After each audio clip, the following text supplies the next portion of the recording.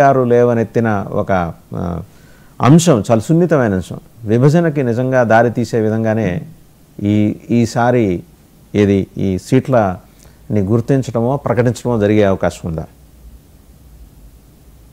వాసుదేవన్ గారు, ఇప్పుడు తులసిరెడ్డి గారి అబ్జర్వేషను సరే, ఇంతకుముందు మీకు గుర్తుంటే పవన్ కళ్యాణ్ గారు మొట్టమొదటి లేవదీస్తున్నారు. అంటే డీలిమిటేషన్ దృష్ట్యా కాదు, ఆయన చెప్పింది ఏమిటంటే సౌత్ నష్టపోతుంది కేంద్రం పెత్తనంతో, సౌత్ నార్త్ డివిజన్ ఉంది, ఇదే పద్ధతి కొనసాగితే సౌత్ అంతా కన్సాలిడేట్ కావాల్సి వస్తుంది అని ఒక హెచ్చరిక పవన్ కళ్యాణ్ గారు చేసిన చాలా కాలం కిందట. ఏమైనప్పటికీ ఇది విభజనకు దారితీస్తుందా లేదా అని అయితే తీవ్రమైనటువంటి అసంతృప్తికి మాత్రం దారితీస్తుంది. అది ఏ రూపం తీసుకుంటే అది ఏమిటి మనకు తెలియదు, కానీ ఒక రకంగా గవర్నమెంట్ అంటే స్టేట్ పాలసీ ఇంప్లిమెంట్ చేసిన దానికి ఈ రకంగా కొందరిని పనిష్ చేయడం ఇది ఎట్లా కరెక్ట్? తర్వాత సార్, ఇప్పుడు ఎవరు ప్రధానమంత్రి అవుతారు, సౌత్ అవుతాడో నార్త్ అవుతాడో పెద్ద ఇమ్మెటీరియల్ అండి. ఎవరు ప్రధానమంత్రి అయ్యాడో ఏ పార్టీ అధికారులకు వస్తుంది. ఈ షేరింగ్ ఆఫ్ ప్రాస్పెరిటీ అనుకున్నప్పుడు మాకు అన్యాయం జరుగుతుంది, మా తగిన రిప్రజెంటేషన్ లేకపోతే మేము బొచ్చ పట్టుకొని బతకాలనా మీ దగ్గర?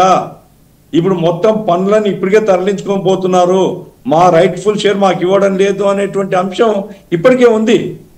కేరళలో ఉంది, తమిళనాడులో ఉంది, ఆంధ్రప్రదేశ్ సరే మనోళ్ళు ఏమంటే ఇంకా మీకు కూటమిలో ఉన్నారు కాబట్టి అడ్జస్ట్ అయిపోతున్నారు, కానీ షేరింగ్ ఆఫ్ ట్యాక్సేషన్ మాకు సక్రమంగా రావడం లేదు అనేటువంటి ఒక పెద్ద అంట్రెస్ట్ ఉంది. అటువంటి అప్పుడు ఇవన్నీ కూడా జరిగితే మేము అన్యాయానికి గురి కాబడతాం, పర్మనెంట్గా మా భవిష్యత్తు సీల్ అయిపోతుంది అనేటువంటి ఒక అంట్రెస్ట్ మాత్రం దేశంలో బయలుదేరడానికి అవకాశం ఉంది. ఇప్పుడు సాయికృష్ణ గారు చెప్పింది కాన్స్టిట్యూషనల్గా జనాభాను దృష్టిలో పెట్టుకునే ప్రతిదీ నిర్ణయించుకోవాలని. ఇప్పుడు ఏ రోజుల్లో నిర్ణయం చేసుకున్నాం మనం? ఒక జాతీయోద్యమ స్ఫూర్తి, బ్రిటిష్ వారికి వ్యతిరేకంగా పోరాడినటువంటి ఒక ఐక్యత స్ఫూర్తిలో కాన్స్టిట్యూషన్ రాసుకున్నాం. ఆ కాన్స్టిట్యూషన్ అది అంతవరకు అది కరెక్టే, జాతి యొక్క ఐక్యత. ఇప్పుడు విధానాలు జాతీయ ఐక్యత కాకుండా జాతి అనైక్యతకు దారితీసే పద్ధతిలో ఉన్నప్పుడు మరలా తిరగబడక తప్పదు కదా. కాబట్టి అది ఏ రూపంలో ఉంటుంది ఏమిటి చూడాలి. ఇప్పుడు రెండవది తులసిరెడ్డి గారు చెప్పారు, మీరు అడిగారు ఏ ప్రాంతాల్లో రావచ్చు. సార్, మన దేశంలో ఇప్పుడు మొట్టమొదటి చూసుకుంటే ఎప్పుడు ఐక్యంగా లేదండి. బ్రిటిష్ వాడు వచ్చిన తర్వాతనే ఐక్యతమేనమ్మా. అంగ, వంగ, కళింగ, సౌరాష్ట్ర, మలయాళీ, ఆ తర్వాత ఇంకా ఇట్లా డిఫరెంట్ దేశాలుగా ఉండేటువంటి కల్చర్ ఉంది మనకు. అందుకోసమే జాగ్రత్తగా, ఇది మియర్ ఏదో స్టాటిస్టికల్ డేటా డివిజన్ కాదు, ఇది దేశ ప్రజల మనోభావాలను కూడా దృష్టిలో పెట్టుకొని ఏ రకంగా న్యాయం చెప్తే చూడాలి.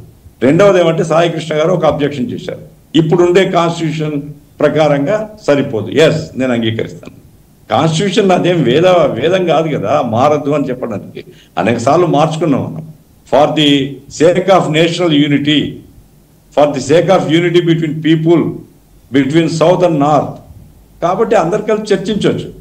ఇప్పుడు మేము సిపిఎం పార్టీగా బెంగాల్లో పెరుగుతాయా, కేరళలో తగ్గుతాయా, ఇది పెద్దగా ఆలోచించమండి. ఎందుకంటే ఒక జాతీయ పాలసీ ప్రజల కోసమైనప్పుడు, దేశ ఐక్యత కోసమైనప్పుడు మాకు 10 సీట్లు పెరుగుతాయా, 10 సీట్లు ఎవరు గెలుస్తాడు, ఎవరు ఏం చెప్పినారు?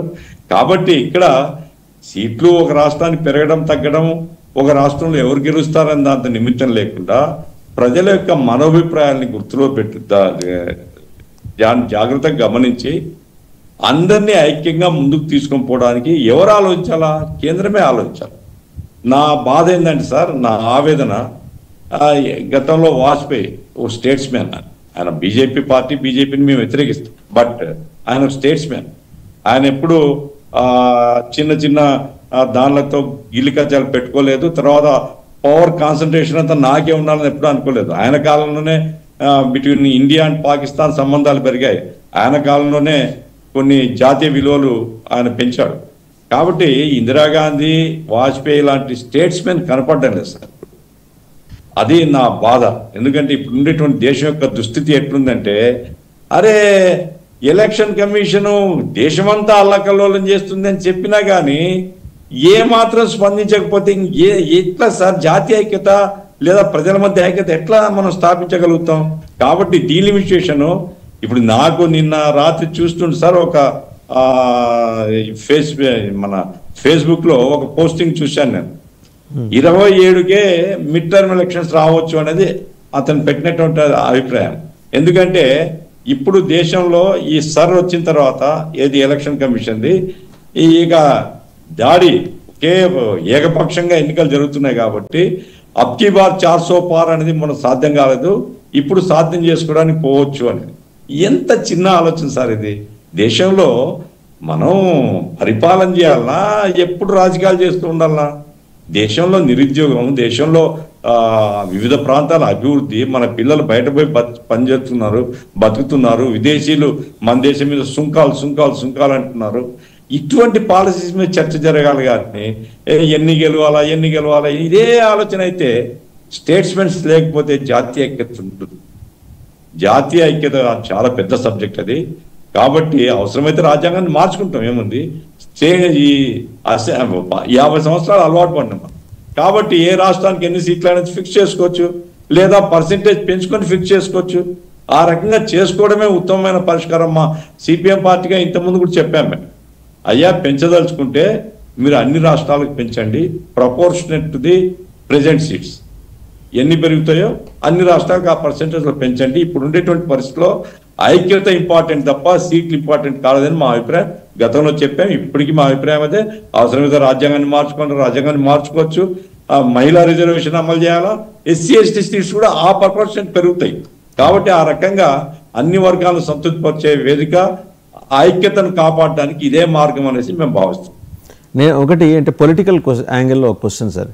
సిపిఎంగా మీరు ఒక చోట పెరగచ్చు, ఒక చోట తగ్గచ్చు, నష్టపోవచ్చు అని అంటున్నారు. బట్ ఇది మీ వ్యక్తిగత అభిప్రాయమా, సిపిఎం అభిప్రాయమా?